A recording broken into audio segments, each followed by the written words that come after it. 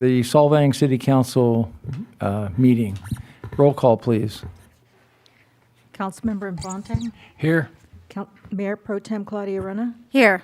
Councilmember Smith, Here. Councilmember Elizabeth Aruna, Here. Mayor Brown. Here. Thank you. Thank you. And we have a guest. Eric Daniels, would you lead us in the Pledge of Allegiance, please?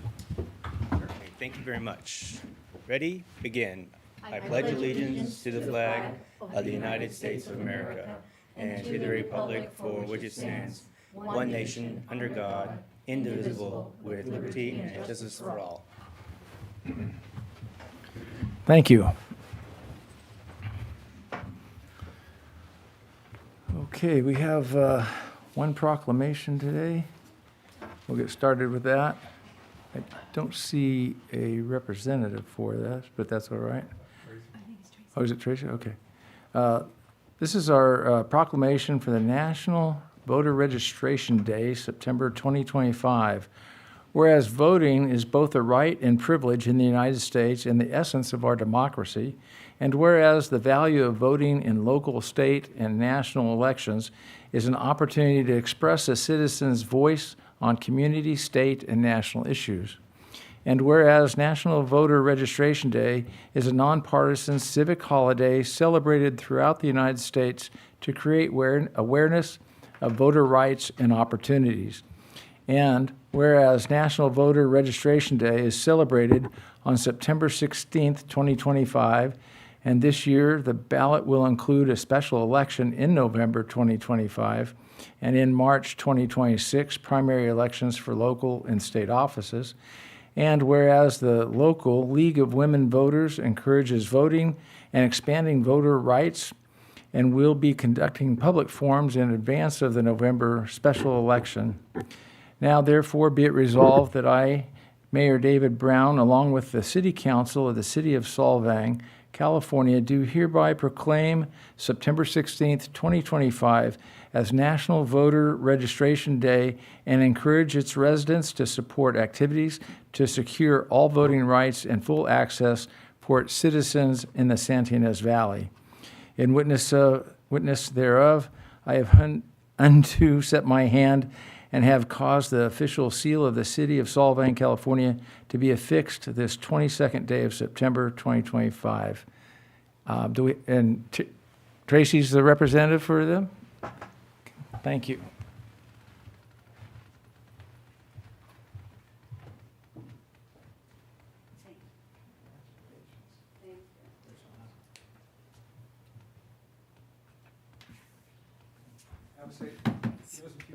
Yes.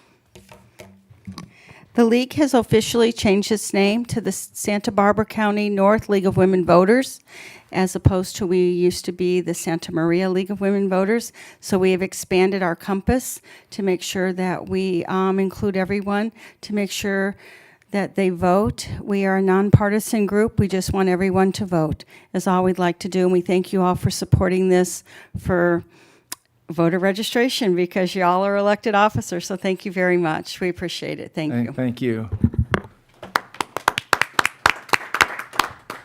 Next, we have a presentation by PG&E and its representative, Eric Daniels.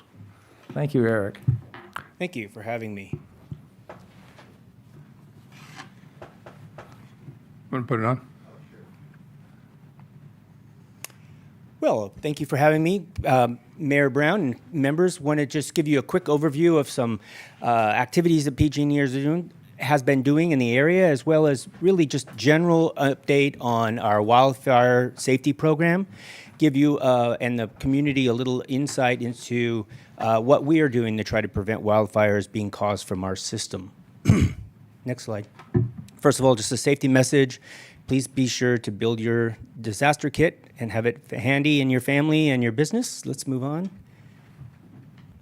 Continue. I don't have a clicker to move it, so. No, yeah, you have to tell me. Okay. So on this particular slide, just wanted to talk to you a little bit of the greater overview, some of the things we're doing for situational awareness. We have a couple thousand weather stations throughout our system, and high definition cameras. Will show a map soon that kind of shows you in the area where we have those.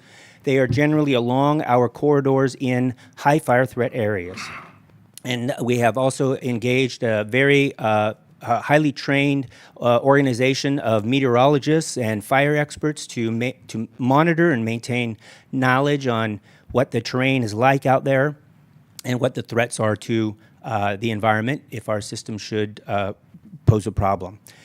We have instituted a couple of operational mitigations, which I'll talk more broadly about in a moment. They include enhanced power line safety settings along our 44,000 miles of line that are within fire threat areas. And also we institute something called public safety power shutoff, which we'll talk more about in a moment. But so that we don't have to get to the point of those two mitigations occurring, we are doing lots of mitigation work within the system ourselves. So strengthening our system with stronger poles, more fire-resistant poles, broadening power lines so that they're not as close together in certain areas so that if there's wind, they don't slap against each other if there's slack.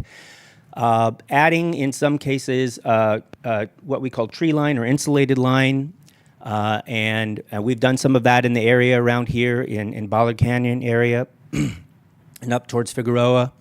And as well as our vegetation management continues on an annual basis to do our vegetation management work, pruning about over 1.5 million trees per year.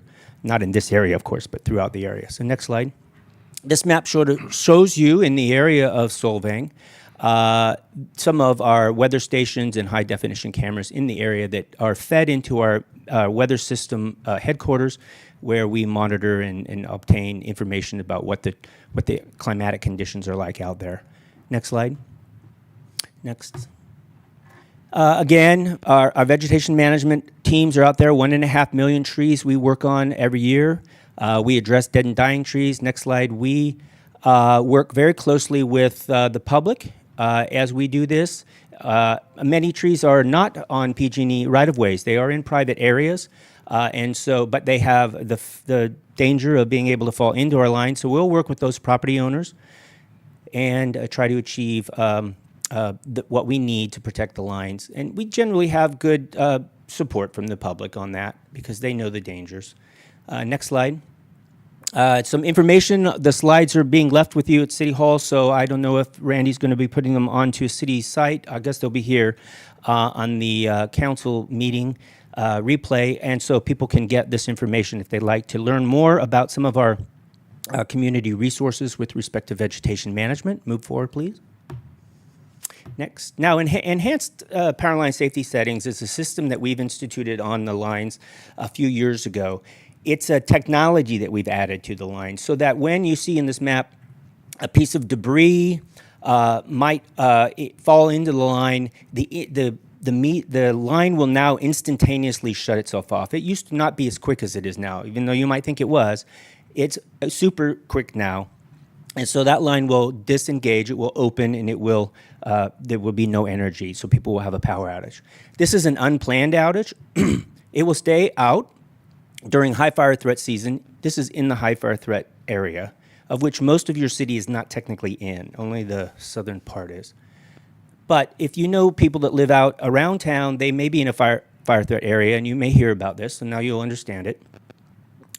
We are not going to re-engage that line until our crews have inspected it, making sure that there is no debris still on the line, so that if we re-energize it and there's still debris on the line, it could cause sparks, which would fall to the ground and could cause fire. So we won't do that. What that means is the outage will be longer in duration because it takes more time for our crews to do the full inspection before we can safely restore the power. So we will do that. And that's basically what enhanced power line safety settings is. It's an unplanned outage because the system determines that it is not safe to operate, and it feels a danger to itself, and it will shut itself off. So next slide. We'll have, if you sign up in your account with PG&E, you can obtain notifications about outages that happen in your area. Or you can also go to our website, and there's a public-facing map that shows you where the outages are and some information about what is taking place with that outage. So there'll be an initial notification. There'll be some information about restoration time that'll be provided if we know it. information as to whether or not the men and women of our company have to do any repairs, and then when power is restored. And you might say, well, that's intuitive. I'm at home. The power is restored. But sometimes you may not be at home, and you want to know that it happened while you were away. So the information is still valuable to you. Next slide. This slide just shows you some of the reasons why unplanned outages happen. We have installed numerous devices in the area to impact, so that fewer customers will be impacted by these. And what I mean by that is, if we had an enhanced power line safety setting, when we first instituted this, the entire circuit might be taken down because it sensed a danger on one part of that circuit. Over the course of the last few years, we have been able to divide the circuits up a little bit more so that now you may not lose the entire circuit because of a danger on one portion of it. And so in that respect, we've tried to make the outages a little bit smaller if we can. And then other things, sometimes it's animals that are in the lines, or equipment, of course, the wayward vehicle that strikes a power line. These things are some of, but most of the reasons why power outages occur are unknown. They just occur, and we can never find the reason why. But we go out and inspect it just in case we can. Next slide. Next. Now, for public safety power shutoff, this is a slightly different mitigation that we've imposed and a protocol that we put into place in order to, when we feel that this environment is not safe to employ the system, we will proactively turn it off. This was rolled out in 2018 after the very devastating fires in Northern California, and we have honed it in over the many years now into that we really are able to get right down to some specific sections of distribution lines when we feel as though they are in an area that is not safe to operate. We have not had a PSPS in the Solvang area since the inception of this concept, although there have been some in northern Santa Barbara County, up in Wasna, San Luis Obispo County, southern San Luis Obispo County, and Wasna, and Tepiscay, just along the county line between the two counties. We've had a small couple hundred customers impacted by PSPS. So how do they operate? When we sense that there's low humidity, remember all this forecasting that we have of this team of meteorologists, high forecasted winds, red flag warnings from the state, very dry conditions, and low moisture content on the ground cover from the inspectors that we have, we may determine that it is unsafe for the operation of the system, and we will proactively shut it off. Go to the next slide, please. If we sense that in 72 hours hence we feel as though there could be a danger for this, we will begin to communicate with the county's emergency operations department. And through that, the city's emergency director will begin to be engaged. Then at 48 hours, if we believe it's still going to be a potential occurrence, we will begin to communicate to the public. And then again, 24 hours before and just before we intend to do so that the public has a couple of days worth of warning that it's going to happen. The difficulty is saying when it will be restored. Until the weather conditions are safe, we don't know when they will be. We can't restore the power. So it's up to the weather to improve itself before we can restore power. Let's move on to the next slide. So just again, this slide just shows you the difference between enhanced power line safety settings, which are unplanned, and a public safety power shutoff, which is planned. Go on to the next slide. Also showing other types of outages, just the regular kind of an unplanned outage that doesn't have anything to do with an enhanced power line safety setting. It could be here on the streets of Solvang, some unsuspecting person running into a power line or something of that sort, a tree that's not in a fire threat area, but still an unplanned outage. And then another thing that happens in the plan type of outage, but we get very little notice of, is the next slide, is something called a rotating load shed. And the reason for this is in the last few years, and this gets us to our Diablo discussion, which I'm going to give you a short little update on. if you watch CalISO, which is the state's monitor of electric load, there's a website you can watch. It's on this chart, and it's kind of fun to watch. You can see in the hot summer days and towards 5 p.m. when the solar in the east part of the state goes behind the horizon, we start to have way more demand or close to too much demand than we have generation.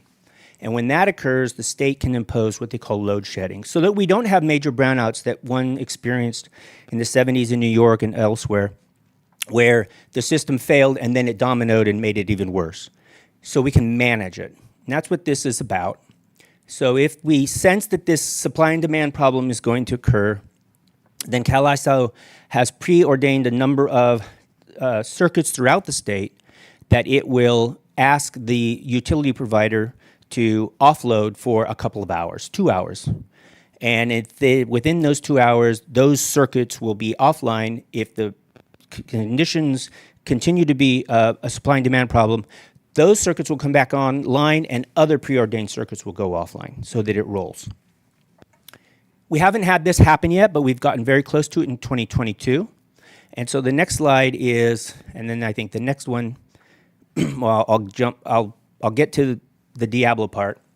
Again, more resources for customers to learn about if they're interested to protect themselves against any sort of outage, battery storage, etc.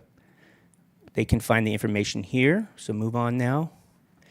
And also, I just want to point out, for public safety power shutoffs in particular, the state has required us to have special protocols, especially for medical baseline customers. So for those planned outages that are involved with PSPS, we have an entire protocol to reach out to baseline customers. If they have self-identified in their accounts with us, we will have them listed, and we will work closely with the county, Office of Emergency Services, in communicating with these particular customers in a special way. Just so you know, we're not leaving them unattended. So let's move on now. Again, more support information that the customers can find, and they can find that on this slide later. Go ahead and move on. And again, and then the reason for adding just this little bit of update on Diablo is because of the supply and demand question that I was mentioning a moment ago. In 2022, when that occurred, that was right at the time that the governor had already announced that he was hearing from his experts in the Department of Energy that there was this potential for supply and demand problems, most especially if Diablo were to go online as it was planned to do right now in the year 2025. This was the year that we were going to offload the plant completely. We would, in fact, it would have been earlier last month. This month, right now, the plant would be offline. And in that, the state knew that there could be this supply and demand problem going forward because the reason that they had expected it not to be a problem was that their hope was that by the time Diablo closed, since it was announced in 2016, there would be large growth in renewable energy, battery, mostly wind and solar, with battery as a complement, to offset the difference in the loss of Diablo with the rise of this new energy form. And unfortunately, that growth has not materialized to the degree sufficient. And at the same time, the demand for electricity has exponentially grown beyond what was expected at that time. So the governor asked that Diablo remain open a little bit longer. As you probably are aware, then SB 846 was introduced to grant PG&E the opportunity to continue to operate it for another 5 years. So that takes us to 2030. And at the time, that was the hope that it is hoped that the renewables will be sufficient by 2030. That's still out being discussed, whether it's going to happen or not. And then I want to just point out why it says 20-year up there. There's a confusion in the public, and I want to explain it to you so you can understand it. The state gave us a 5-year extension. But when you turn to the NRC, the Nuclear Regulatory Commission at the federal level, and you say, well, we want to continue to operate for 5 more years, the reactor, they said, we don't offer a 5-year license. If you want a license, it's 20 years.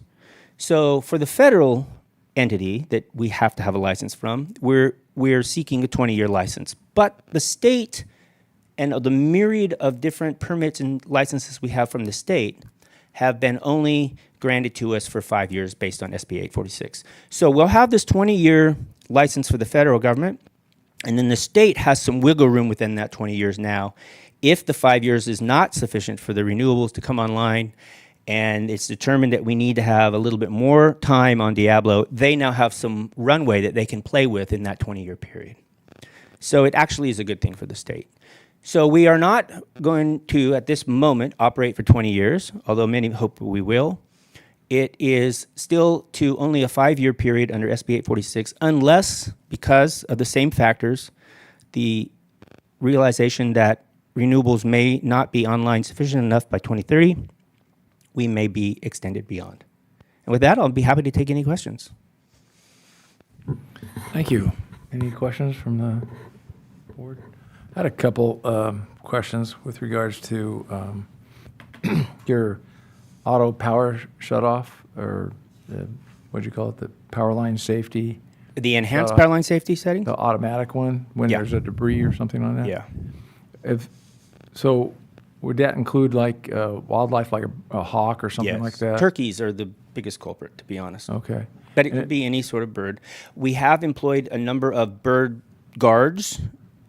When we realize that there's an area particularly involved with that, we have put those out there. I can't tell you where they are, but they're a regular item that you'll find on the lines. Okay.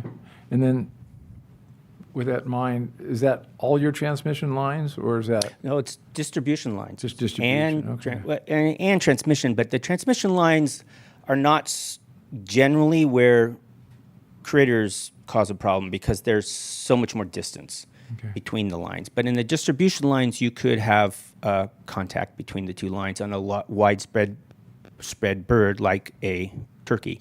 So that's one reason we have moved power lines further apart on the poles and added some bird guards in many places, but not everywhere.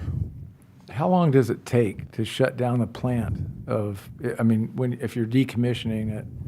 What's your lead time for something like that? If you've only got a 5-year license and it takes you 6 years to shut it down, Well, the shutdown isn't so much the issue, but I'll get to that in a moment. It's really the extension. If we were to extend it beyond 2030, the decision needs to be made 2026, latest 2027, because we need at least a almost 3-year lead time to buy new fuel, to order new fuel for that next year in 2031. Mm-hmm. If we don't get that ordered in 27, we will miss that mark and we'll have a year of hopscotch.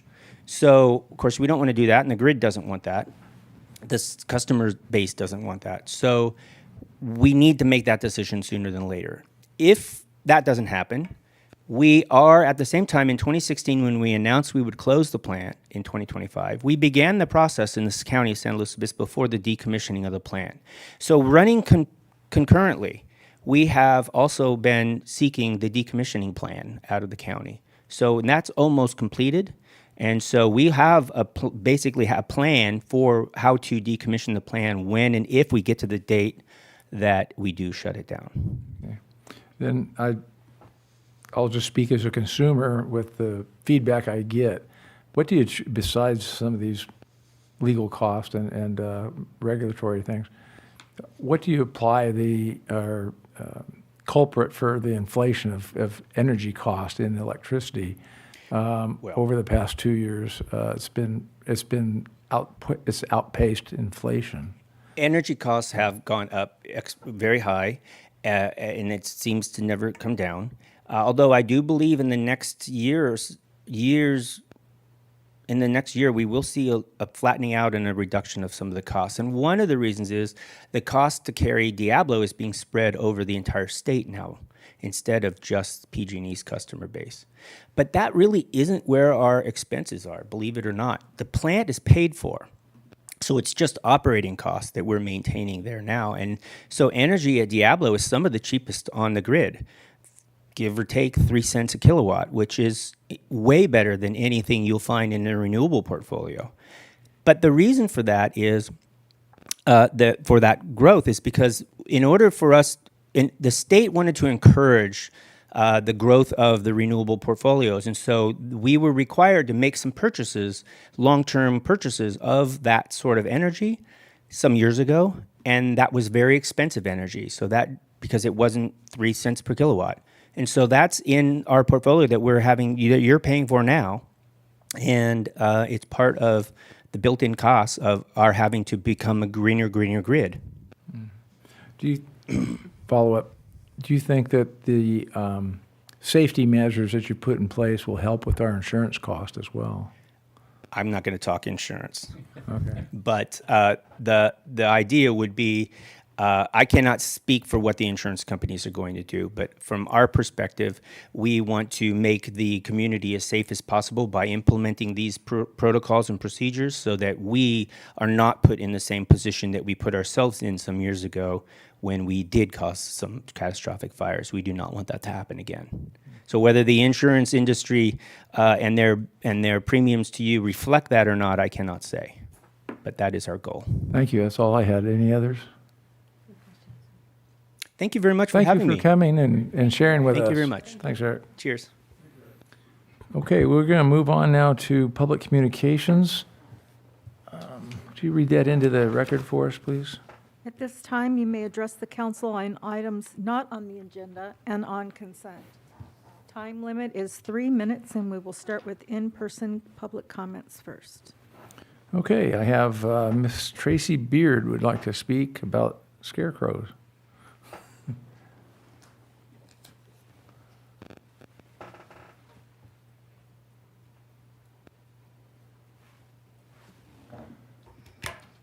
We have our annual Scarecrow Fest running from October 1st, October 31st for the Santa Ynez Valley. We have rack cards out front I just put out. We also have some special things happening in the Santa Ynez Valley, right here in Solvang too. We have Angie and the Nightmares that are playing on October 12th from 2 to 4 p.m. in the park, which will be a little different. We have some spooky spooky food contest going on, and we have some people that are coming in to take a look, influencers, to help us out. Kind of get ready for Halloween before Christmas. We wanted to do the Nightmare before Christmas, and we're going to have Halloween this year. So we're pretty excited. We have just a whole month full of fun with Parks and Rec, and we have a Parks and Rec program that's out there. So we're excited about that this year. And get your scarecrows out. And for all of you, we have a brand new business that is opening. I'm just going to take a little step here. That is opening on Saturday. And that is, I just lost my little place here. Sorry about that. This is what happens when you... That would be our new business that is Andrea's Heart at 1639 Mission. It is Saturday from 4 to 6. We all hope you come. And she's put her heart and soul into this. And this is a brand new business for a young lady that has created jewelry for many years here in our valley. So please come out Saturday 4 to 6 and welcome her new business. So those are the two things I have for you, and thank you very much. And we also have October 6th, we have State of the City. So we hope you all come out for State of the City, not for that are here, but for the people in the audience and the people that we would like to get out there and listen to what's been going on in the city. So thank you. Thank you very much. Is there anyone else? I don't have any other slips. Please come up.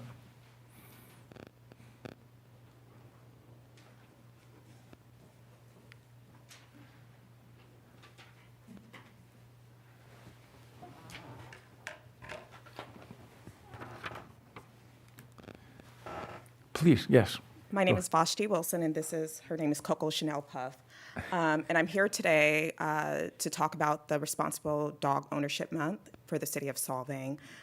Just a little personal background. I am a 100% disabled veteran and due solely to combat, and I was authorized to have a service dog almost 5 years ago, which I refused because I wasn't a dog person, and I didn't particularly want a medium or large size dog, and I also felt some embarrassment about having to have a service dog. In the past year, I made some strides, and I've had some organizations contact me to let me know that there was an alternative with, she's a toy Pomeranian, and the breeder that she came from has been working exclusively with them and with the military for almost 40 years.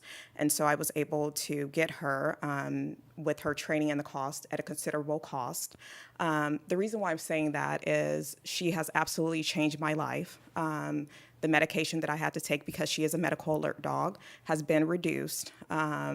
And she is highly attuned to me. She's just been a wonderful addition to my family.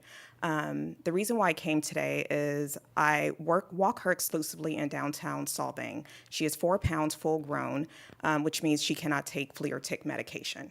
And so for that reason, I keep her on the sidewalks. For the past 2 years, I have encountered a gentleman, a resident, who refuses to put his dog on a leash. He walks an 80-pound plus dog. I have started taking pictures every single time I encounter him. I've asked him repeatedly, politely, to put a leash, physical leash on the dog. One time he told me to fuck off. The other time he said stay out of his business. And he actively refuses to put this dog on a leash. The thing about dogs is they're animals. He feels that he has full control over this animal. I think the American Veterinary Medical Association would say otherwise. There are 4.5 million dog bites approximately per year. Largely, they go underreported. Almost 1 million of those require a hospital visit, and half of children are largely affected by that. He has walked this dog throughout Solvang, downtown, during some of the busiest events. I have video recording of him walking it through largely tourists, half of them children. Earlier this year, on March 20th, a notice was put in SYV chat because he refused to put the dog on a leash in the Solvang Park, again, at one of the busiest events, and the dog charged someone else. One of the things I found with the code is we do have a code about the leash law, but there is no enforcement. And so he knows that. And so what I'm asking the council to do is to discuss that and put in place a reporting system and some kind of enforcement with escalating fines or whatever you deem appropriate, because it's not just about me and my service animal, but we have a large aged population, and we should be considerate of not only ourselves but each other's as community members. Thank you. Thank you very much. And I'll let the city manager respond to that in his report, if that's okay. If you have any, which we're coming up to. Unless anybody on Zoom that has any other public comment? Okay, well, we'll close public communications and move on to city manager report. Mr. Murphy. Yes, thank you, Mr. Mayor, Council. A few things to address the public comment. We are in the process of putting teeth in our code. Unfortunately, our code lacks teeth, sufficient teeth to address the scofflaws.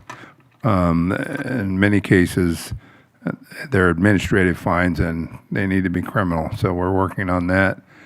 We're working with the Sheriff's Department to get them more active in our code enforcement as well. We do have a code enforcement officer, and we are also looking at putting video around town, so we'll hopefully catch some of these scofflaws in the act of breaking our code.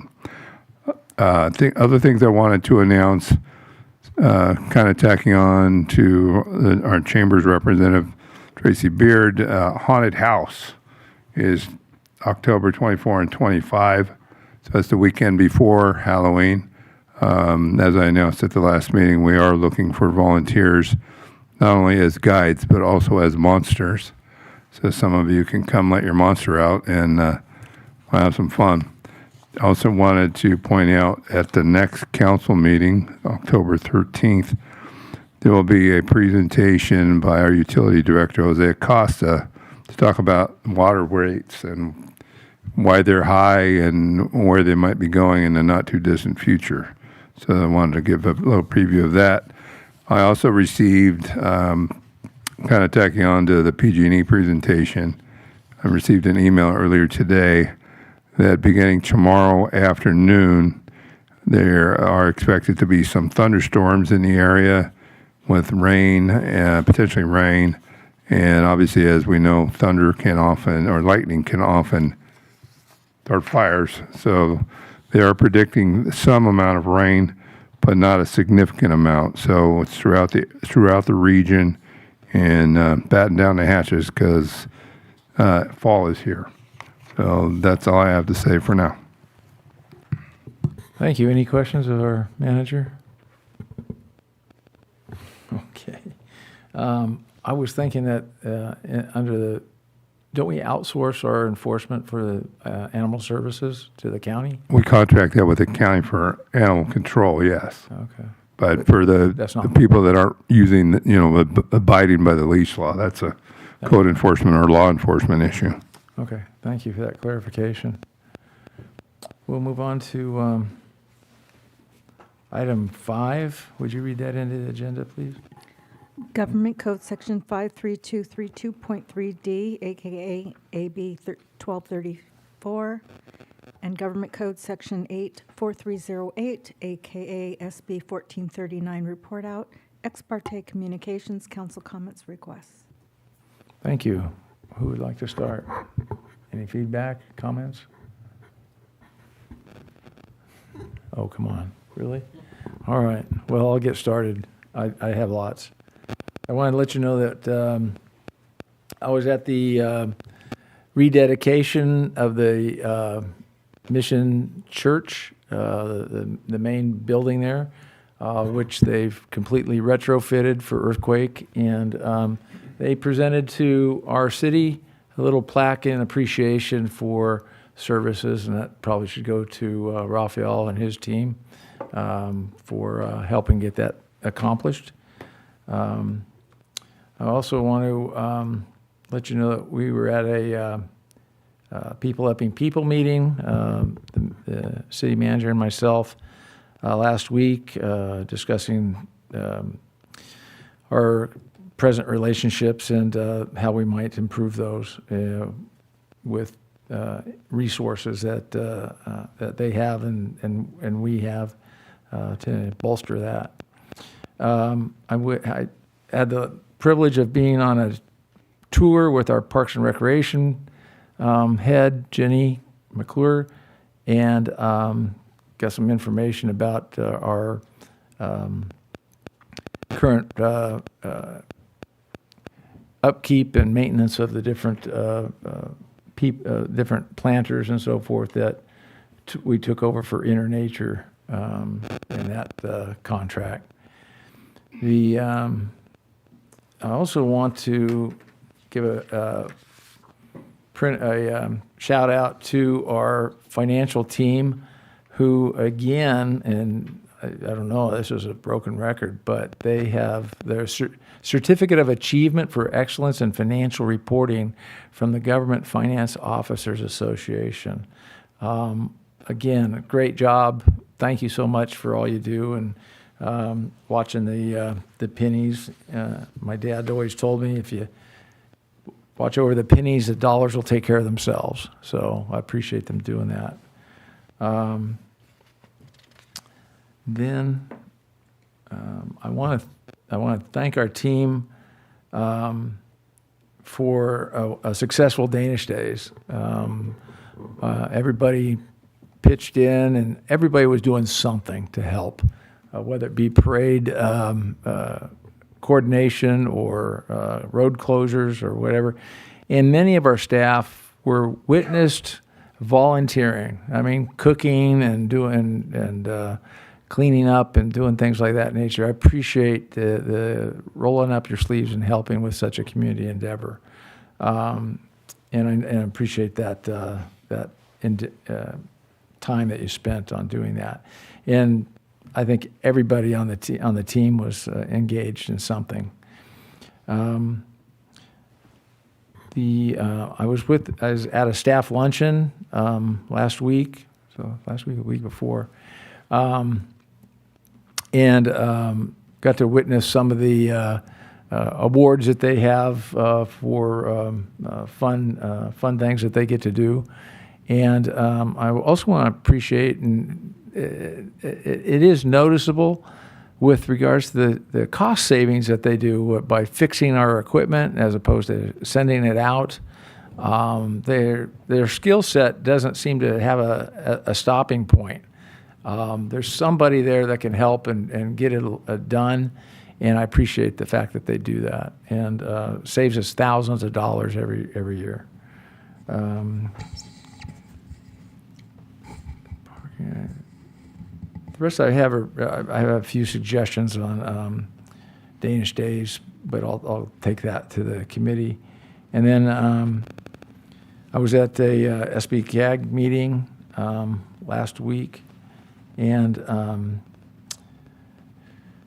it's steady as she goes. There's not much outside the guardrails, and that's what I had for Mr. Afonte. Yeah, sorry, I missed my moment a minute ago. I went to the Library Advisory Committee this week. There was a great discussion on what we can do to help our libraries. And as you can tell, it's quite a substantial presentation and discussion.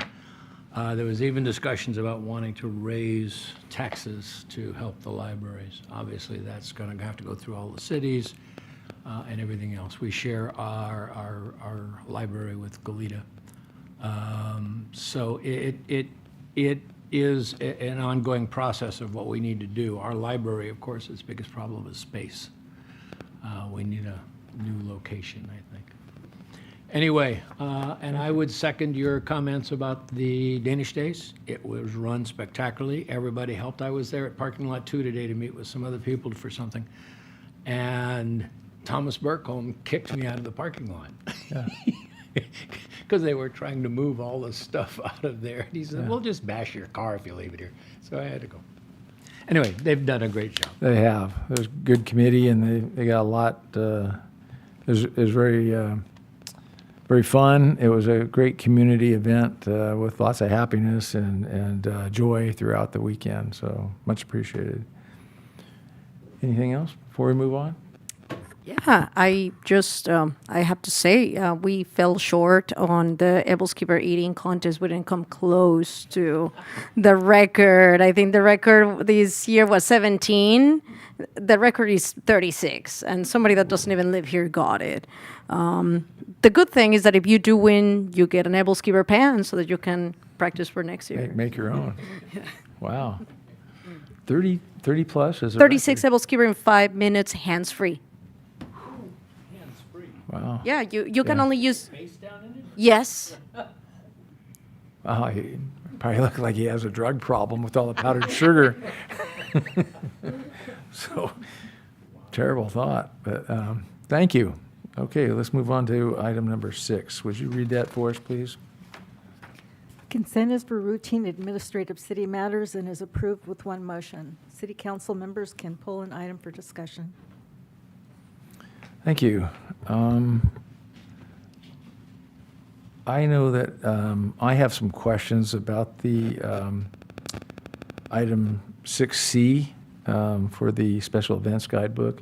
I'd like to pull that if, unless there's any other discussion. Anything else? I was the only one I questioned. Okay. I'll accept the motion. Well, I'll make the motion.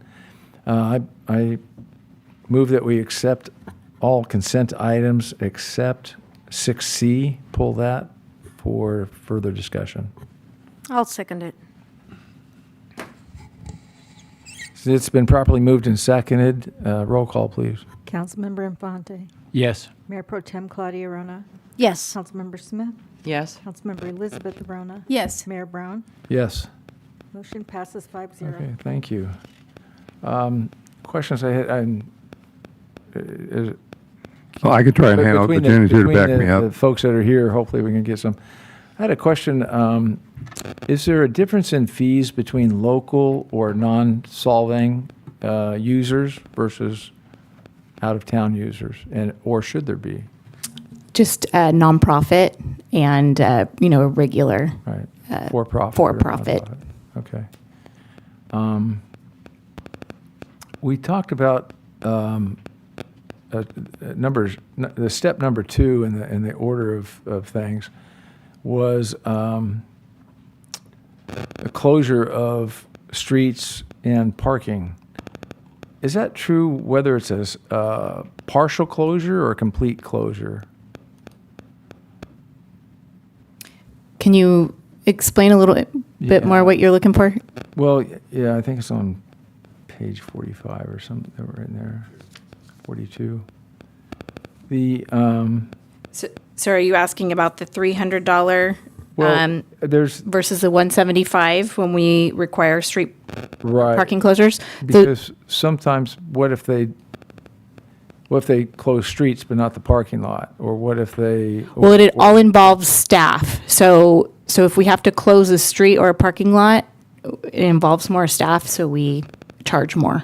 No, I So it's just understand that. recouping the costs. Okay, so it's all or nothing for the cost aspect of it. It's We don't have a Correct. partial cost between the two. correct. And then any overage, fees would be per, hourly rate of our maintenance staff. Okay. And then on page 45, we talk about deposits. And it's a refundable deposit of $500, but it didn't say whether that was for nonprofit or profit. Is that? For all. For anybody? Okay, it's $500 deposit. And that's in advance of their program, correct? Correct. Their use. Yeah, the idea is, we're spending a lot of time working with them and staff time, and so we're trying to recoup that cost if the event, needs to be canceled or, they decide, oh, it's too much work, we don't want to do this. Okay. My only concern is a nonprofit, it may be a significant hurdle for somebody to have an event. And I'd like to see something that would minimize that upfront hurdle. Right, and if I could, this was all passed in the fee study structure that we just did, and we, just took all the numbers and just updated them from here, from that fee study. Okay. All right. And then it was my I would propose that in your checklist or packet, that you have links, website links to all the folks that have a say-so or as a resource to the applicant, including Caltrans, the sheriff, Waste Management, Extreme Clean, and the vendors that we have approved. So we do have links for County Public Health, Santa Barbara County Fire. For those that have links, we do provide them in this. Okay. But, Extreme Clean may not have a website, Right. but we give them all that contact info once they turn in an application. Those are all the comments I had. Mr. Afonte. First off, thank you. This is great. It's been needed for a long time. I like it a lot. I thought it was wonderful. I had only one real question for it. There's no effective date on this. So So yeah, what you're looking at, we've been using this guidebook for about 2 years. We've only just made a couple of changes, which is in your staff report. So those are the fees.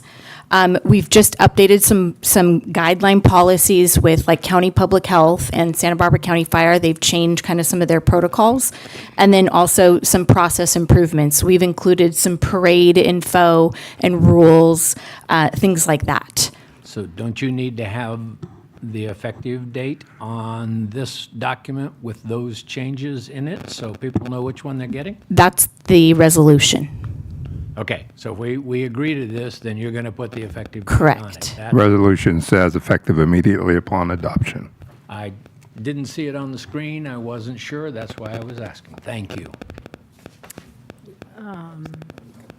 I do have one question regarding an event that happens. Let's say that they didn't follow their plan, code enforcement is really unhappy, residents are unhappy. Typically, once that an event is approved, it's over the counter, reapproved every year. If an event became a nuisance, would staff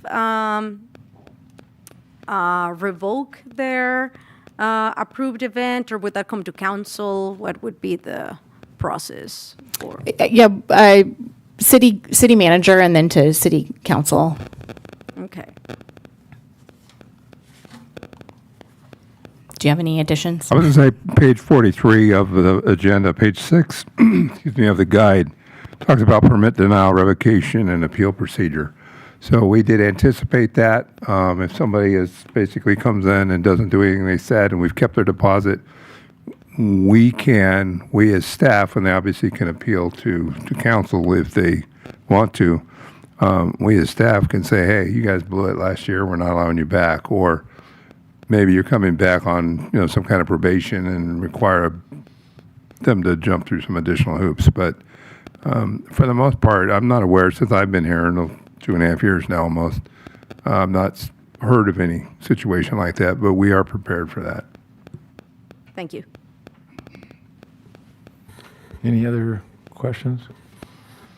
Well, that being said, I need a motion to approve item 6C. If I may, Mayor, this is a good example of when it's helpful. On the staff reports now, there's a recommended motion section for you all. And that sets forth. I appreciate that, Yeah. but I think we're both ahead of ourselves because I didn't call for public comment. You're right. Thank Right. you. So before we get So a motion. excited to tell you about that. I will open it for public comment on this item, if there is any. Okay, seeing none, I will close it for public comment, and I will defer to the expected motion. Do I have a motion for this item? So, Chelsea, we can't just say item 6C. We have to say the resolution number. I mean, you can, but it's a better record if you say the resolution number.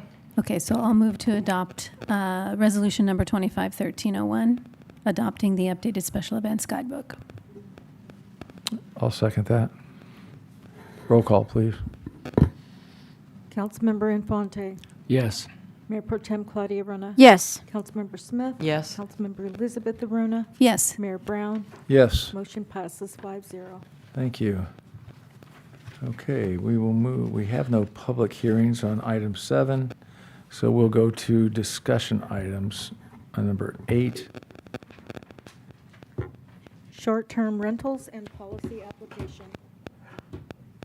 Thank you. I did want to make a typo correction here, if we may. It says on the item that it is item 8B. It is actually item 8A on page 103.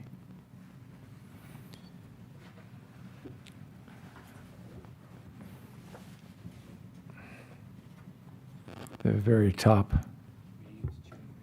says agenda item 8B, request for vacation rental short-term ordinance. Do you see? Am I the only one that No, sees that? you're right. Okay.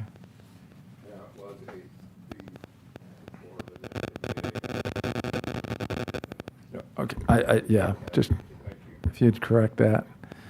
All right, staff report, Mr. Castillo, please. Thank you, Mayor. So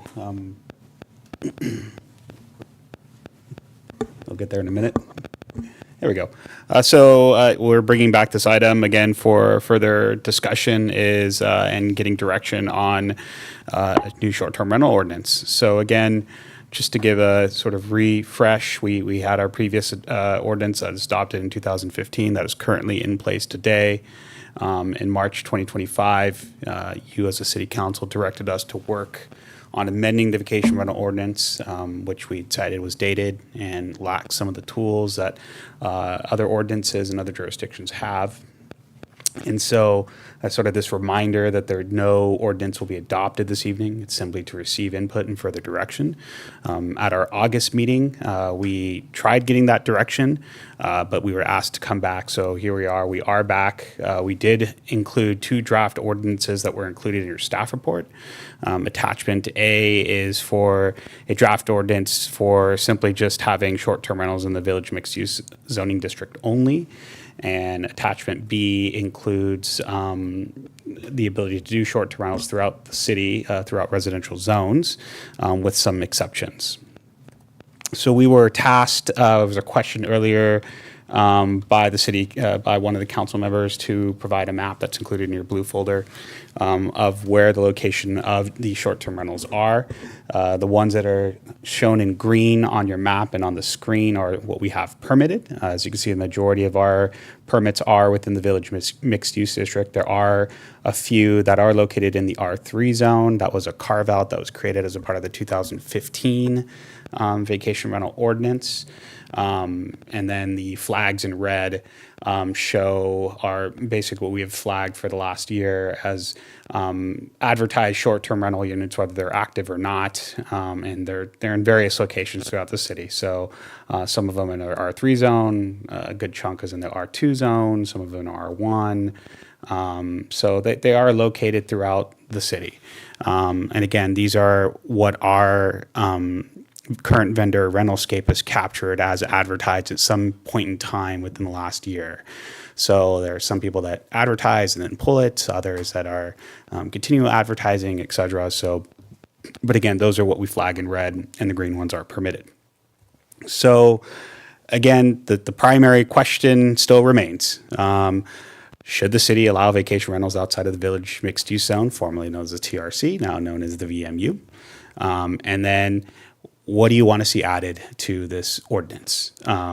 Again, minimum distances if outside the Village Mixed Use Zone. So if we elect to open it up to allow for vacation rentals outside the Village Mixed Use Zone, it is recommended that we establish sort of this minimum distance threshold, property line to property line, so they're not close and bunched up. That distance could be absolved for those in the Village Mixed Use, because that's where we primarily want them, or sort of utilize the another sort of boundary, such as the design district boundary, the DD one boundary, as sort of saying that there will be no distance between the two, and that captures some of those R3 properties that are currently have permitted uses. Another is a cap on the number of permits that are issued. You can run it both ways. So we actually have a very interesting, I don't want to say dilemma, but our previous hotel definition was odd, to say the least. At least odd from a sort of definition standpoint. It actually was it was considered a hotel if you had 6 or more units. I don't know why 6 was the magic number back then, but it was. And so we actually do have quite a few short-term rental permits that are in the Village Mixed Use for properties that are running essentially 5 hotel units. So our current code actually cleans that up. If you're a hotel, you're a hotel. It doesn't matter how many units you're operating, whether it's 2, 3, 4, 5, 6, you're doing the same thing. You're having people stay less than 30 days, you're paying STOT taxes, and they're transient in one aspect or another. So our new definitions have already cleared that up. So that's in today, it's what we have in the books today. But again, it was in doing that map exercise, it was very interesting to actually sit down and see what properties actually had multiple permits sitting on them, even though they're essentially de facto hotels for all intents and purposes. So again, putting a cap on the number of permits. Neighborhood notification. So in our current code or current short-term rental ordinance, there actually is a notification process. However, it's all on the applicant. I have actually yet to see a notification in any of our old files.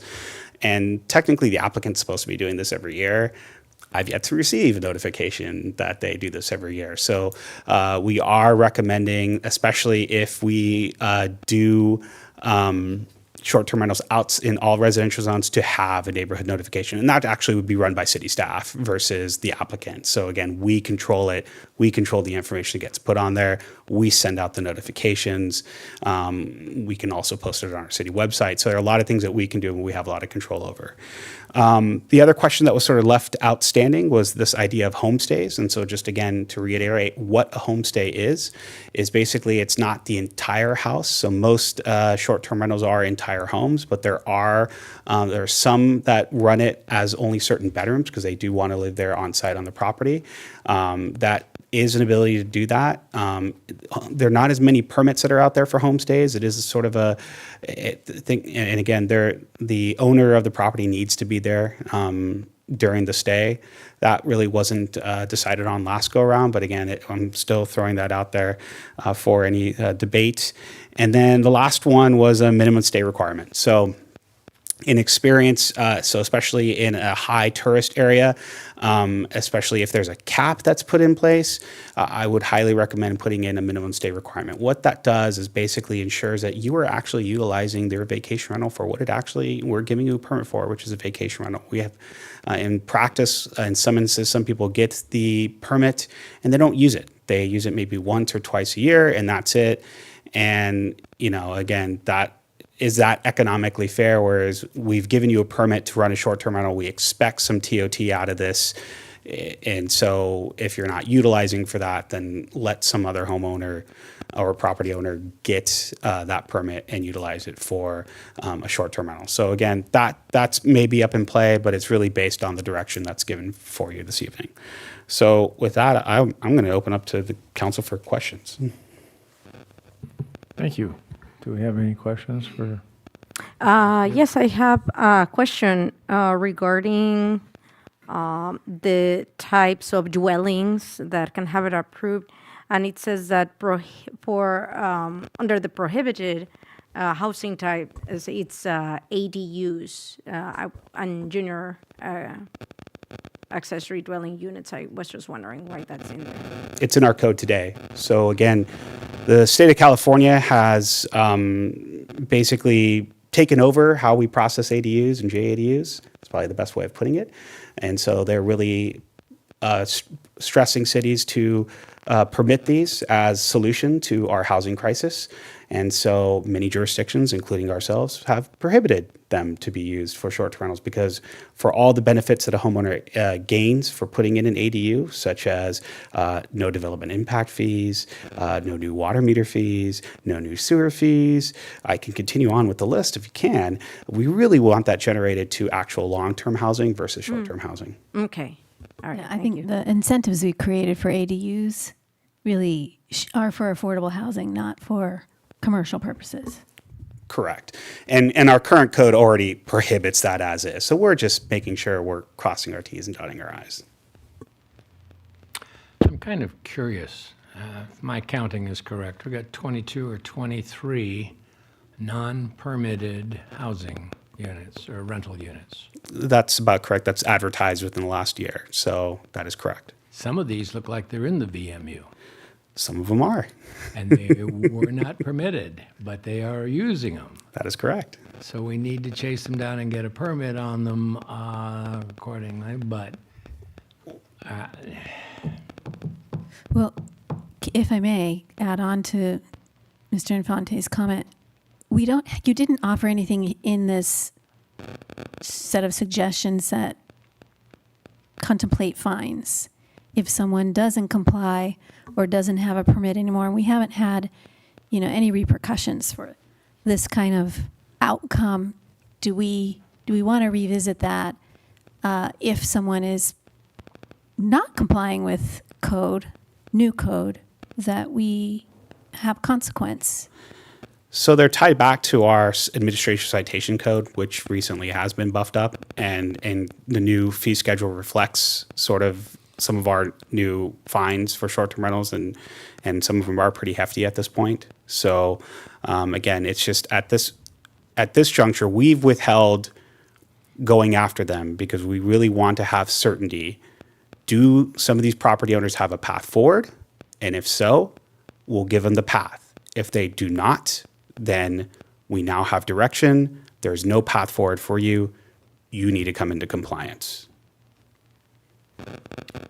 Fair. I get all that. But when they don't comply, And that's what is part the consequence? And that's a part of having actually a robust permitting system or permitting regulations, which right now we kind of don't really have. So if someone's operating without a permit, what's their fee? So I believe right now it's about, don't quote me on, about 500, if not 1,000. So it is up there. Okay. But again, it still needs to go through the channels that needs to that are kind of outlined already in this proposed code, which is a sending of a notice of violation, following up, additionally just ensuring that we've procured the right software to really hammer down and really train our code compliance to essentially start going after these units that are breaking the law. If I can jump in here real quick, Chelsea and her team have been working on updating our administrative citations and processes and making them misdemeanors. So you want to jump in and provide some comments, please? I was working on it a little bit tonight. So, they were working on some code amendments to our general penalties provision, which is where we have the penalty set out for criminal citations. Because for any given violation, the city has a choice to prosecute it criminally or administratively. So there's multiple tools in our toolbox. Historically, the city has gone the administrative route, but we are working on code amendments to strengthen. There are code provisions for criminal citations, but we just kind of don't use them, and so we're going to improve them and make them stronger so that can be a better tool for the city's code enforcement, and that would apply to something like a short-term rental violation if we wanted it to. So, can I just ask, I'm looking at, it looks like we've got, within the VMU, we've got like 11, like, I guess are permitted rentals. Do we have an idea of what the commitment of the staff, like the time to sort of look outside of that? I mean, you've got the software, you've got all of that, but I'm just wondering, like, how much time is going to be necessary to really look at all of these ones that are, I'm seeing 25, 26 that aren't, ballpark. Can't count. Yeah. So the key is at this point is ensuring that, one, we have procured the right piece of software based on the direction provided. That's key number one. Right now, we're utilizing Rentalscape at an extremely cost-effective option, but none of the tools have been unlocked yet. To unlock those tools, we kind of need to make sure, A, it meets our ordinance, and B, is Rentalscape the actual company you want to go with to do this? I have experience using other pieces of software where as soon as these things pop up, we're notified and we put code compliance on it. And remember, it's a digital age thing now. So we see the Airbnb ad, we can track down their address very quickly. We send a letter out. And usually it's I didn't realize I need to get a permit for this, and then we go through that, and we go through those motions. So it is time. Yes, it is extremely time consuming, just like it's extremely time consuming to deal with complaints from short-term rentals, particularly after weekends. Usually the highest volumes were typically about Friday and Monday. Those are the 2 days that typically got your highest volumes of complaints, and rightfully so. That's when they're typically utilized. So it will take time. We do have a code compliance officer on our staff, and they are very effective on trying to get compliance. And again, we're always looking to get compliance first voluntarily before finding someone.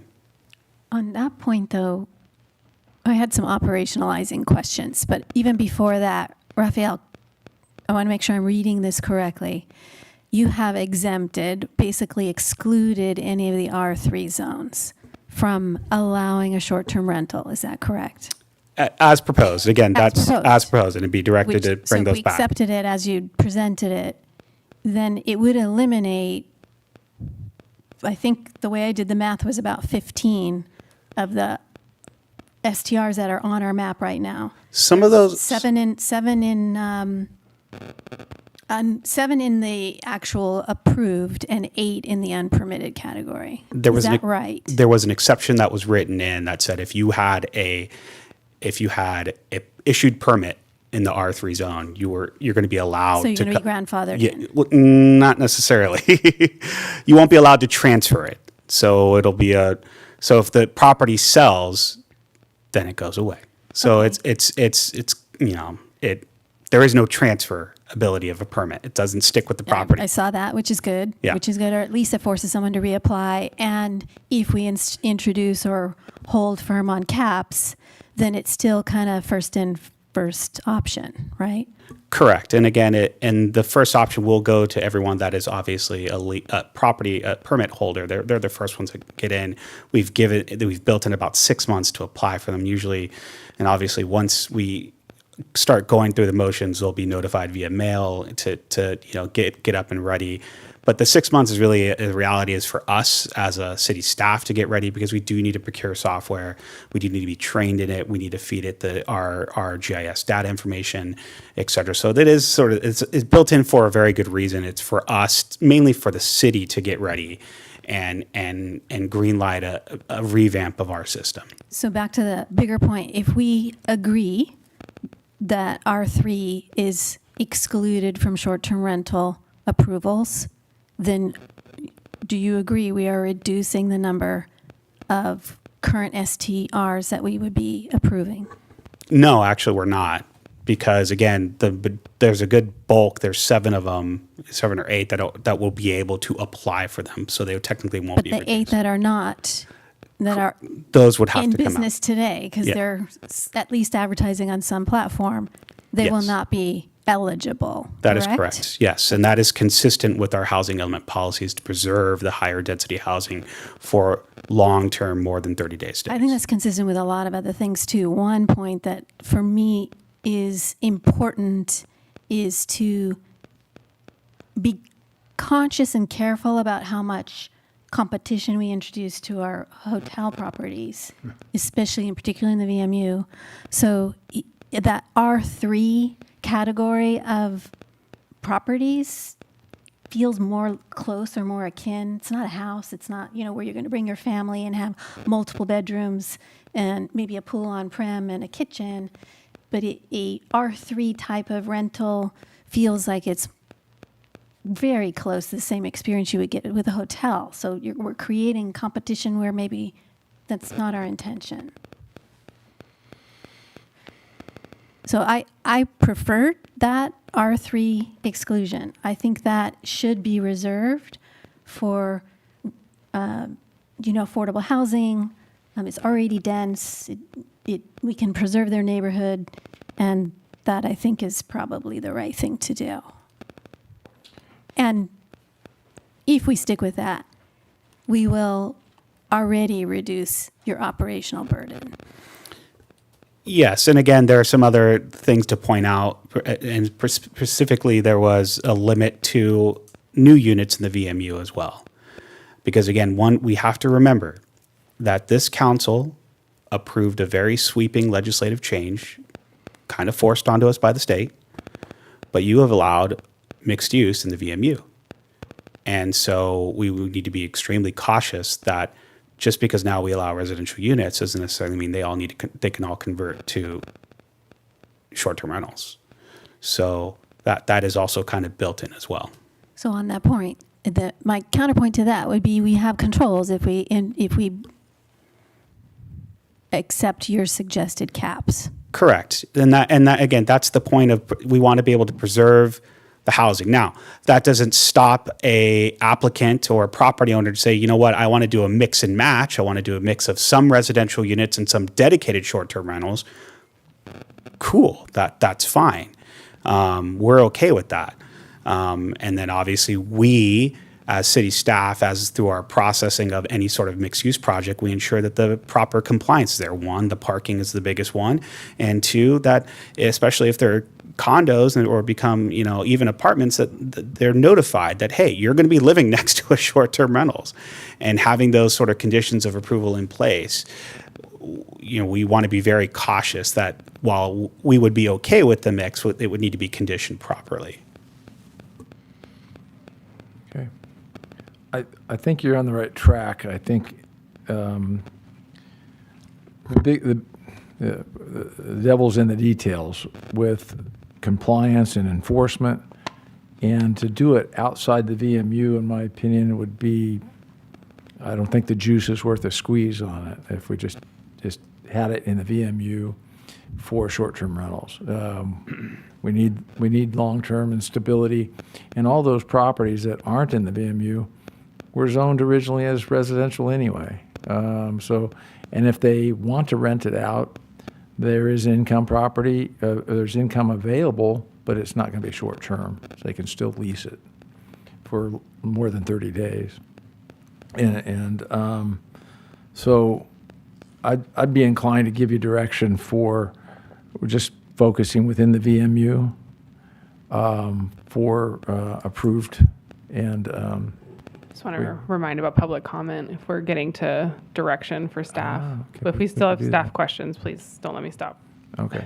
I have a Well, couple staff more question is, I guess, I have a couple more questions. how often, we're right now, we're not doing anything in the way of enforcement, as you said, because we don't have a defined code. Right. We've paused. We've essentially paused it because we want to get a path forward. If the path forward is, if the direction given by council this evening is VMU only, then now that has shut the door.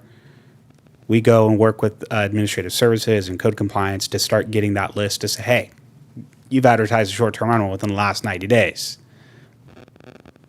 Kind of cut it out. So, that we'll have that direction. Conversely, if the direction is to allow this to happen, it's, hey, you'll get your chance, but you gotta wait. Okay. So, Any other questions from the? Raphael, did you explore any kind of, with regard to parking? There's the parking allotment reads a lot like our housing to parking allotment. Did we consider, something that we've got a noise ordinance and some other notification things that I think preserve neighborhood, kind of likeness of a residential neighborhood in case someone's bringing like a wedding or a party, bachelorette party or the nightmares we all hear. Do we have something that we could introduce that would require a notification if more than the parking allotment would be used in, say, like a 3-hour or a 24-hour window? parking was always the tough one at my last job. So I think the it's way real. it is It's real, real it's for- extremely real. Yeah. So there, the parking is written. So if it's a studio, if it's studio, 1 bedroom, the 1 parking space. If it's a 2 bedroom to 4, it's 2 spaces. 4 and above, it's 3 spaces. It all has to be on site, whether it's in a garage, driveway, carport, you name it. It's got to be on site, which means it's got to meet our parking regs, which means it can't be on your grass. It can't be in the backyard. It's got to be gravel. It's got to be an actual spot, 9 by 12. With that being said, can a neighbor complain that they're not parking within their allotted time? Yes. Which is why the ordinance, one version of the ordinance has a maximum amount of guests, even that aren't staying overnight. That's there to prevent the social events. That's there because, again, we get the complaints, and then a neighbor takes a couple photos, shows 6 cars that are sitting, 3 in the driveway, 3 sticking out. Hey, that's a clear violation of what was going on. We send out a notice. So it is working with our neighbors to help police it. But parking, in general, we can continue to always remind applicants or permittees that their parking is on site. Tell your residents to park in the garage, in the driveway, not on the street. One of the things that's not included in this was a good neighbor brochure that we most certainly can greenlight, that is provided in each rental unit, that discusses parking and discusses that, hey, to be a best neighbor, park on the driveway, park in the garage. So it really becomes up to the permittee to tell the people that are staying there to park on site. I got you. The reason I thought of it as a notice, meaning you need to make the city or your neighbors aware if the parking allotment will be exceeded, otherwise it's all reactionary, Raphael. And sometimes, the party goes on and people, 50 people in cars roll away, but the problem has already occurred, right? So if notice is required in advance of the visit, in advance of the short-term stay, then, those kinds of things could be prevented, or... That's just a lot of paperwork, to be frank, because Oh, we you put then the that's burden on us the owner. controlling. You Then put that's the us. burden on the business permit owner. It is a If burden. they haven't noticed, then they're eligible for a fine. What we can do is, as a part of any neighborhood notice, we can say, and this is what a good practice is this, any neighborhood notice would say that this is the address of the short-term rental. It is a total of X amount of bedrooms. It is required to have X amount of parking spaces on the site. And that gives the neighbor a little bit of information. But for a short-term rental operator to mail out a notice week in, week out, and sometimes those notices won't even get, to, if it's mailed, it may not even get to their neighbors within Just think time. about it, Raphael, because if you make that part of our ordinance or our requirements for a business permit, then the business owner, whoever owns the property, has to force that requirement onto the renter. Well, And they need to know, therefore, if there's a party planned or if there's, a big group coming, then that needs to be disclosed as part of the rental agreement. And if you've not done an Airbnb or VRBO, those are always embedded into the rules of the house and the rental rules that you sign off essentially when you rent the property. And so, and again, that's a part of us looking at the advertisement to make sure that those are included.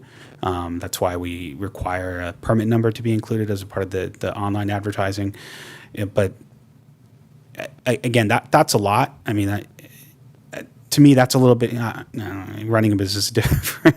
Sometimes I think of the party where if I'm going to have a party for my son and I know I'm going to have 12 cars come. I mean, the good neighborly part of me says I'm going to let my neighbors know, and usually I do. But So usually you invite them over for a beer, right? So well, my son is not of drinking age, so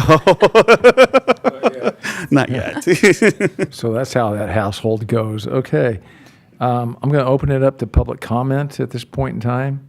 Is there anybody here in the room? Ms. Tracy Beard, the mic is yours.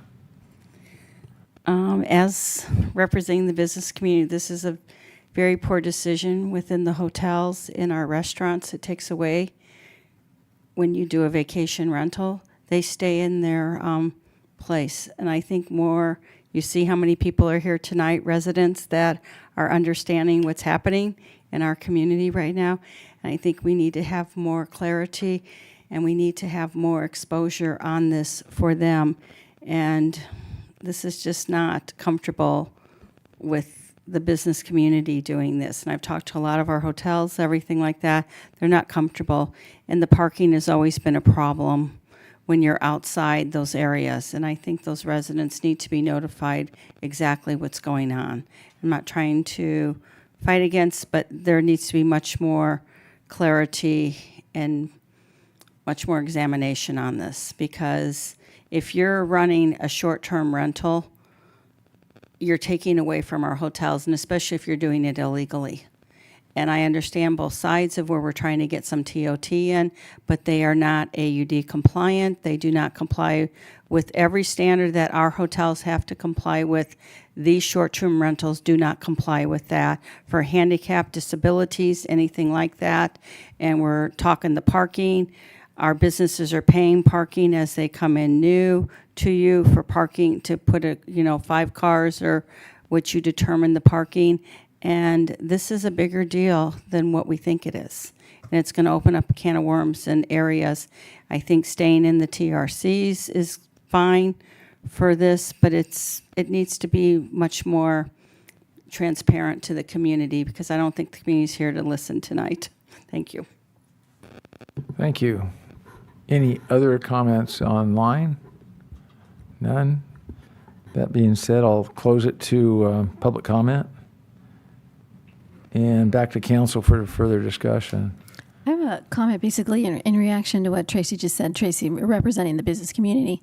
I genuinely don't understand why we would say yes to VMU and no to the rest of Solvang if we're worried about the hotel competition, the lack of business support. Why? Maybe some more tenured council members can offer why we approved that when we did back in the day. Well, This precedes my tenure, so I can't speak to why approve it on what that area and not others, but I can tell that there would be a lot of angry people to hear that we're taking away their short-term rental that are permitted. I've seen some of them. They do have their own parking. They're not practical living units for somebody that has a longer lease. They're built into a lot of the village, so it does work.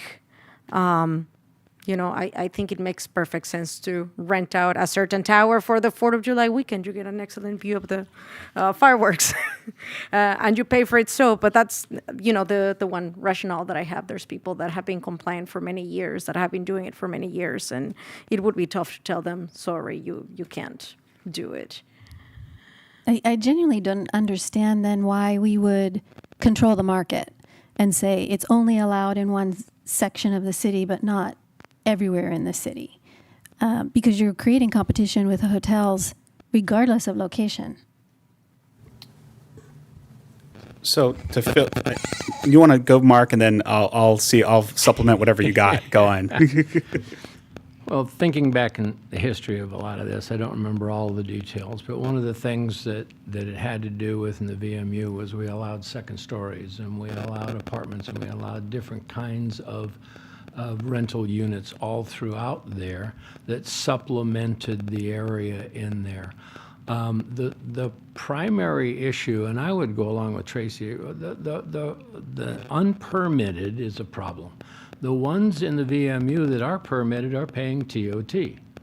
They are doing all the things they're supposed to do, but we have a whole bunch of them that aren't permitted, aren't paying TOT, aren't doing anything, and causing disruptions in the neighborhoods where those places are.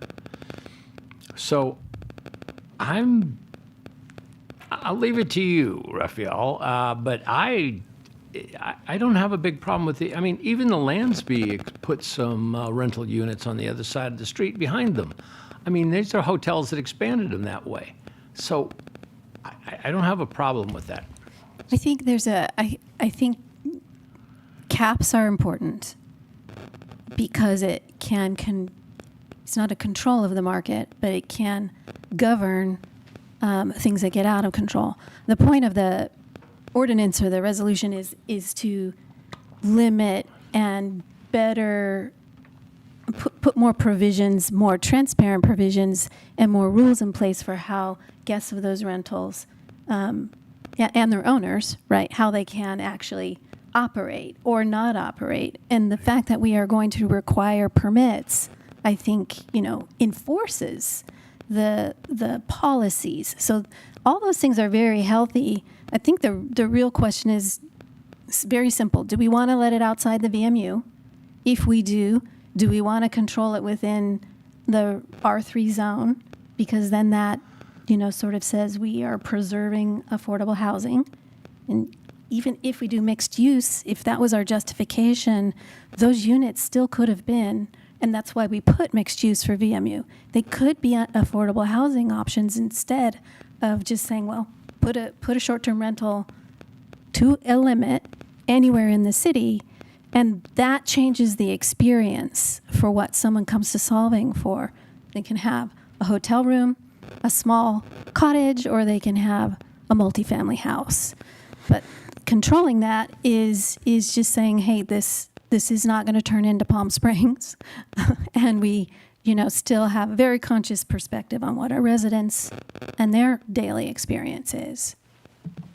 Well, and I think we also have to understand, we don't want to take TOT away from the hotels, but I think there are certain situations with our visitors that a short-term rental is more appropriate for their situation or for their needs as opposed to like a hotel room.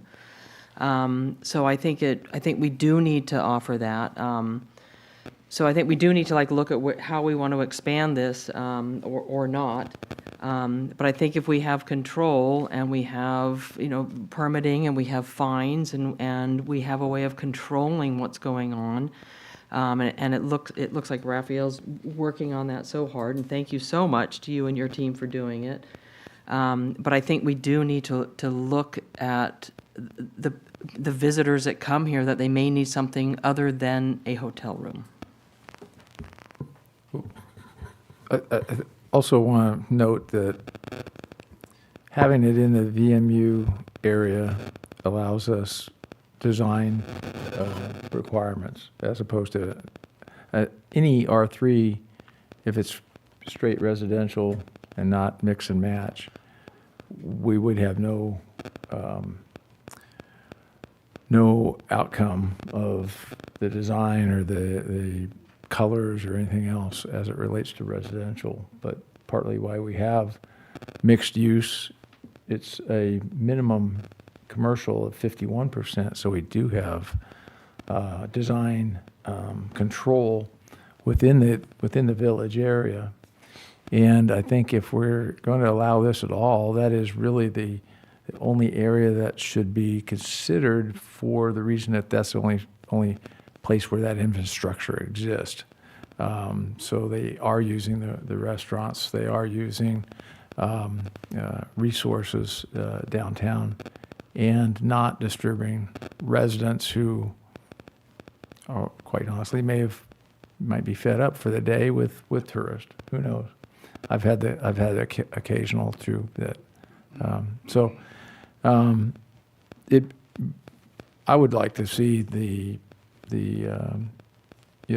balance of your focus really just on the VMU area, and the people that we've identified that are non-permitted, non-compliant, they're outside that area anyway. So I'm not terribly empathetic in that regard for the ones that you've identified. I think maybe let's start with some of the details and give him a couple of directional statements about things like parking, notifications, caps, because we should still decide that regardless, and then come back to, do we do this in all zones? So what are the rules going to be? And then does that apply outside of VMU in any form? Because you've got more than half outside of VMU. I'm rough glance. Let's say it is half, which says there's a market out there, and you're genuinely going to get more than hotel market rates for those rentals. So your revenue opportunity is you're controlling a market, and your revenue opportunity is significant. Well, I'll take an exception to that, because I think we also need long-term rentals for our community. I think is more important than short-term rentals. No doubt, but this is a topic we're talking about. Yeah. Well, I'm just saying that having it in other neighborhoods that allow for the residential is incongruent with what the downtown can offer. So I think, unless there's other concepts or ideas, Mr. Rafael Castillo, do you think you need more direction from our conversations? Again, the biggest question just becomes, do you want it in all zones or do you want it in VMU? Because I got a little bit from both. But, Rafi, you have 40 units capped in both scenarios. So if we just say VMU only, your cap is still 40 units. There's no cap. There's no cap. So if you want it, it's your suggested cap. If That's it's what you all put on zones, the table. it's all zones. Now, if you want to throw in the cap into the VMU, we'll be happy to write that in, and Yeah, actually you left probably it blank. lower that. Yes. Okay. Yeah. So we need to come up with a number. Correct.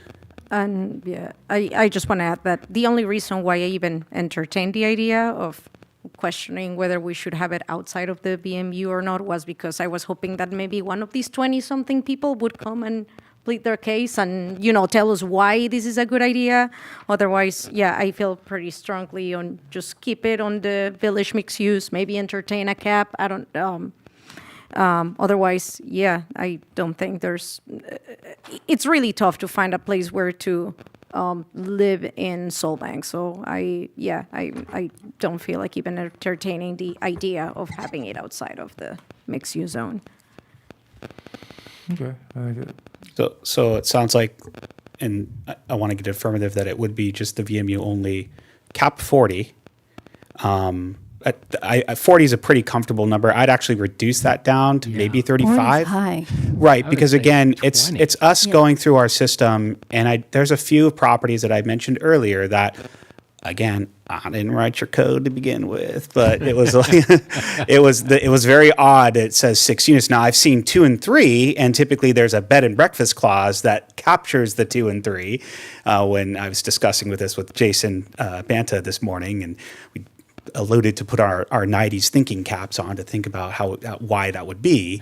But that's usually the case, is usually there was a bed and breakfast provision that allowed for, say, 2 or 3 units, and then you would consider a hotel, 3 or more.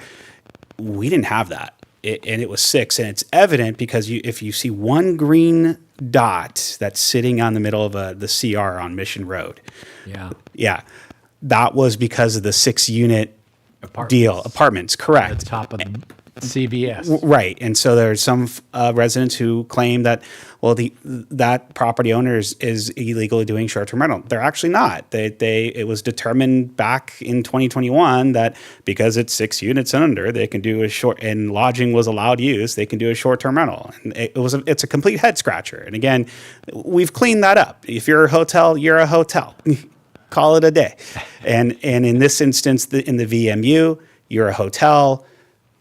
You're a permitted use. You're an allowed use. You're by right. We want those. So some of those that are packed in can be backed out and allow that cap. But if that cap wants to be lowered down to 30 or 25, I would recommend 30 actually to be that cap. It lowers it down a little bit. It gives you some wiggle room.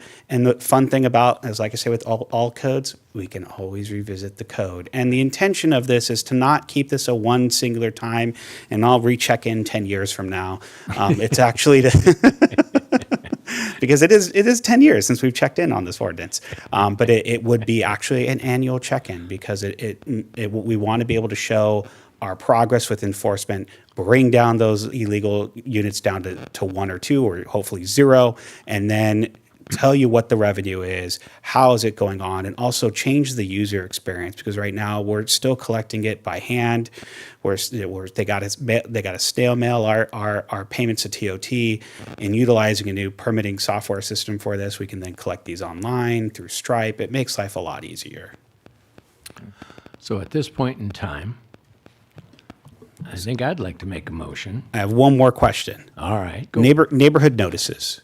So now that we are kind of on the same page, do we want to set a distance for neighbors to be notified? And if we do, what is that distance? I recommend 150 feet. I thought 150 feet was pretty small. Property line to property line is about 6 or 8. So it's generally in the VMU. Yeah. So we can go larger if you'd like. 300 has been the standard when we do planning commission and city council neighborhood notifications. Exactly. We can most certainly do 300. Exactly. I was thinking more like something that planning commission would use. So 300 seems. And we would happy to pump that up. And as a part of the neighborhood notice, taking a cue from you, we would also include the number of parking spaces required. Can I put one more thing out there, which is the number of nights? Like, what did we call it? The minimum. Oh, minimum stay requirements. Stay? Yeah. So, sorry, I'm going to give you some feedback, and for the rest of the group, 12 nights is what you suggested. Correct. Which is 1 night a month. That is correct. To me, that's like not even in business. Like, how about 30 nights? Because it's at least 1 month a year your property is rented. Otherwise, why are we agreeing to this? I mean, is there a standard? I mean, 12, I agree. I think 12 just seems one night a month. Way too little. Yes, Yes. way too low. So again, it was borrowed from my previous experience, where we had a little bit more property owners that would use it. Usually they would take care of it during the summer. having every single weekend being booked, and then during the winter they were dead. We don't have those dead spots here, which is great, season-wise. We do actually, but 30 is a lot. You could, if you think of one weekend a year or one weekend every month, that's then now 24, a minimum of 24-night stay. We could do 30, and that way you leave it as an easy target. But 24 or 30 would be the number. I mean, I don't know if it's less than 30, like then you have an undesirable property. I feel like it's not a real business. So one of the things you need to remember that there are property standards that are included in this that we have. And again, that's just another question of that I would throw this back at some of our retailers that only are open 3 days out of the week. I mean, are they really a business if they're only open 3 days out of the week? It's really up to the property if they're making their monies. And back to that versus affordable housing, if you're not renting this property out, we need the space. Correct. So if you want to do 30 nights, I'd be okay with that. And that's pretty doable considering most of some of these are rented quite often. So 30 seems totally reasonable. Okay. Thank you. All right. Think you have your direction. Okay, let's, Sorry. And homestays, did you want to allow for homestays? No homestays. All right. Wait, no homestays? No. No, nobody can rent a room to. No. How are you going to, what are you going to do to check that he's there or she's there? You're going to call him on the cell phone? Well, I mean, I Doesn't guess start. it comes down to enforcement, but I would just think that homestay, well, people that live in larger houses might need to rent rooms out to make ends meet. well, this is still only But for the they're not in VMU. Well, I'm with you, but we've already kind of, it doesn't feel like we're going down the path of outside VMU. No. We're talking homestays as short-term rentals. People Okay, can is that rent. something that people advertise? They I can mean, I rent a don't- room on a longer-term basis. We're just talking about for short-term rentals. And assuming that if we have a cap in place, if the cap sounds like it's going to land at 30, there is sufficient space for people to still get a permit, and we'll recognize either or. So if they want to stay in the space and just rent a few rooms, they most certainly can. They can just do it just by getting a permit. But I'm open to that. I know I have family members that do that and use that. I don't. To me, that goes back out to outside of VMU because that's more likely where you're going to get a homestay Right. rental. And if that's what we contemplate, do we have the similar issues there where people feel like it's not a neighborhood, it's a business encroaching on residential turf? I see what you're saying. Okay, so it's different from like renting a room month to month to someone. It is. I Okay. think so. Okay. Yeah, I think you Okay. can still go on like Airbnb and just choose a homestay, I think. Okay. On the software platforms, it's still an option. Okay. Yeah, it's usually the cheaper option, and most people want their privacy. And particularly, the homestays were particularly in other jurisdictions where they were prevalent is when they had a second unit or a grand unit, but we've already cut that out. So I'll give you a scenario. It's a very inexpensive way for some people, like in case where my family used it, was to be a caretaker and stay close for a period of time to a family member who couldn't have them on site. That's a longer term, right? It doesn't, not necessarily. It was, for a weekend or two. But that, you can think of all kinds of different services, more often used from students or people who are really low budgets. Gotcha. okay. Thank you. We're going to move on. Item 8B, would you read that into the report, please? Chain retailers. Chain retailers, next endeavor. Okay, staff report, please. All right, so let me get to the page.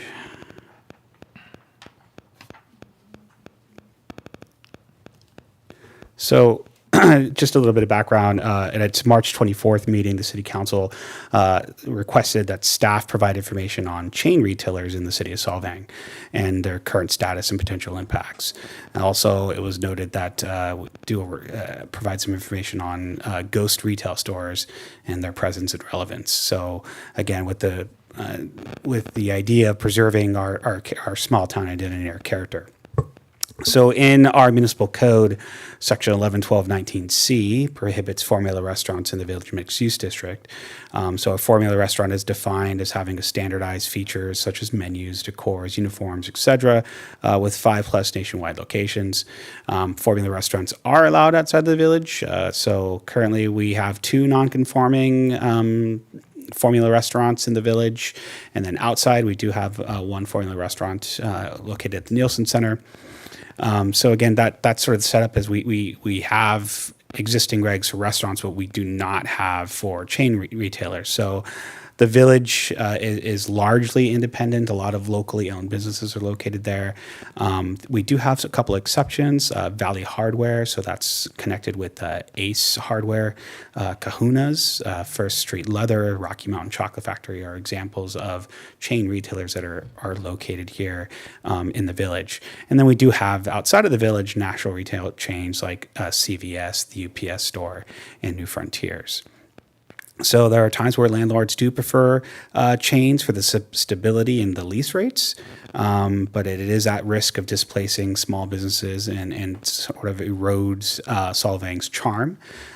Chain businesses aren't even though there are many businesses that sell the same things, they aren't necessarily owned and operated as a chain. So you could think that there is a business in town that is a chain business, but it's not. It's different, and they may have similar retail goods or practices, but in theory they are not a chain retail. So again, our zoning does not regulate these retailers, and then our market size, and especially our size of our spaces, really does limit the amount of chain stores going in, because certain chain stores require a great amount of average ADT or average daily traffic or amount of foot traffic to get these chain stores in. We don't meet those, so hence why they're not here. So at this point, we're not anticipating any future problem with chain retailers. So at this point, city staff is not recommending any sort of amendments to the zoning ordinance at this time that specifically prohibits chain retailers. The second item that is discussed in the staff report is ghost retailers. So these are actually defined as fulfillment of online orders only without walk-in customers. They typically don't have signage. They just are essentially fulfillment centers. We currently do not have any of these in the city of Solvang. And again, they may appear like they're a ghost because they have no formal signage, but our sign code doesn't require them to put in signage. And again, having signage is really up to the business owner to ensure that they want to be seen and heard and visible to the public. So with that, I'll open up to the council for any questions. Thank you.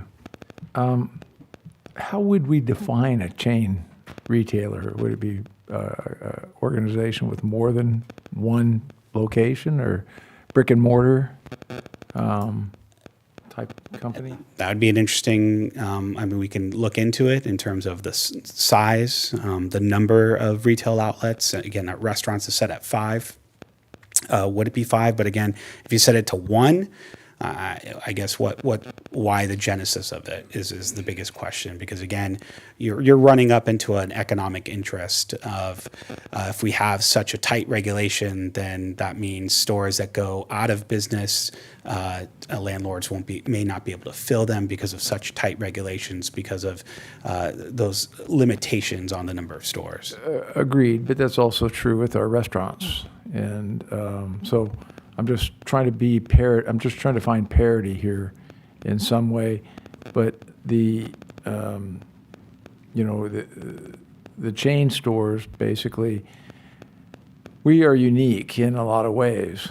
We don't have, I think the 2 restaurants that you were referring to was Domino's and Subway. Were there others that you can think? No, those are the only ones in the village. And those are grandfathered in because I guess they were here before we had any kind of chain ordinance.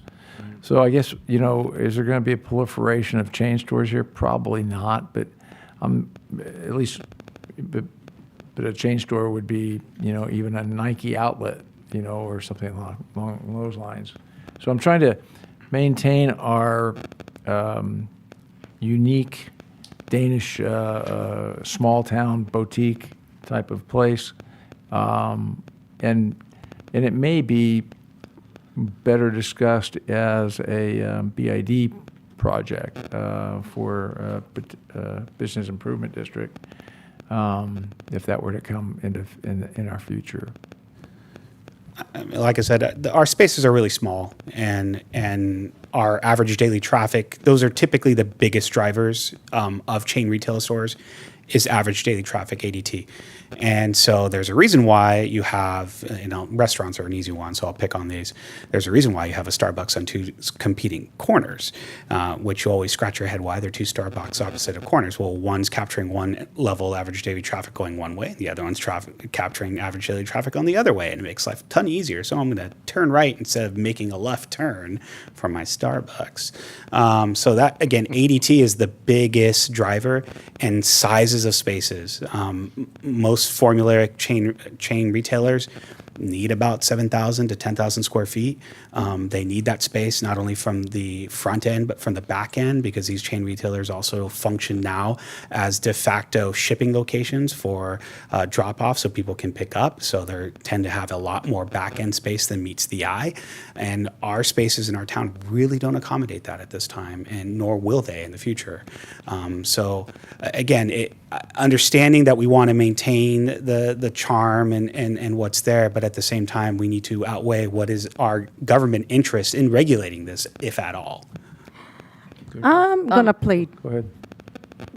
Okay, I'm gonna play devil's advocate here. I've been in town since 2008, and I've seen different chain retailers. I've seen a Hallmark. I've seen a Birkstock Sandals. I remember an ISOD. They kind of come and go anyway. They don't tend to stay very long. But I would caution against making regulations for something like this because, for one, again, they don't tend to stay very long. We don't have the foot traffic for it. The creation of the premium outlets back in 1990 was not successful. None of those high-end stores renewed their lease after the first year, even though it's much worse location than, say, downtown.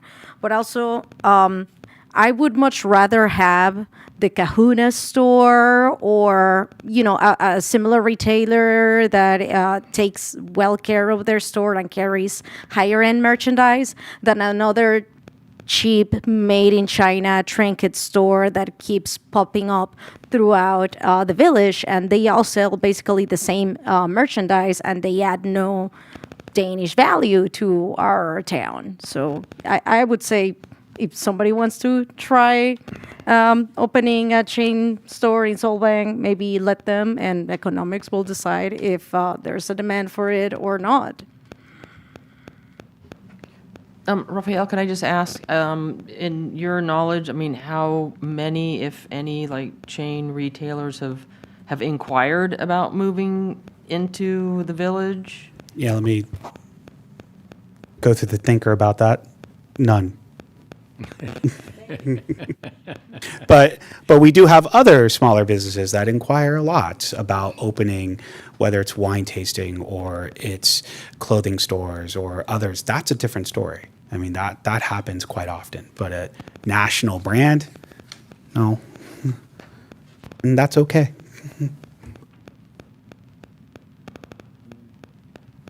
I have one question. I'm contemplating about the chain retailers, so I'm just going to ask a question about the ghost retailers. Because you didn't have an example, Raphael. You had good examples of the chain retailers. Do we have a ghost retailer that's inquired? Only because it would be interesting to know.